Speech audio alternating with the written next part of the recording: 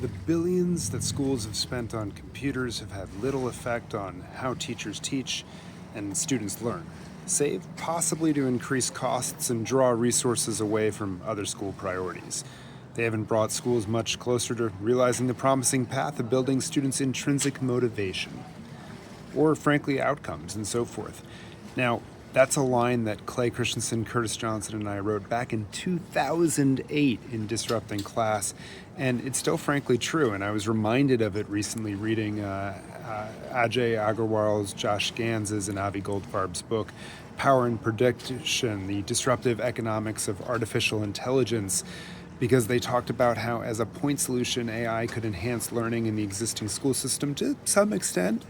but the real impact would have to be in a very different sort of system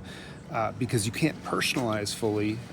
in the current system marked by seat time and grades and things like that that would hold students back artificially or frankly race ahead of them.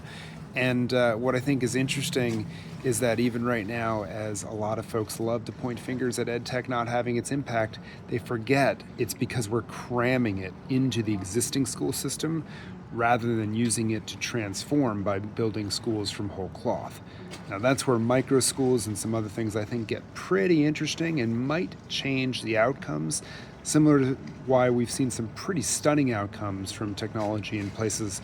that Imagine Worldwide, for example, has worked, where there have been 9 RCTs to that effect. So it's not about the technology, it's about how the technology is used. That means different systems. All in a piece I recently wrote titled Why EdTech and AI Will Continue to Disappoint in Conventional Classrooms.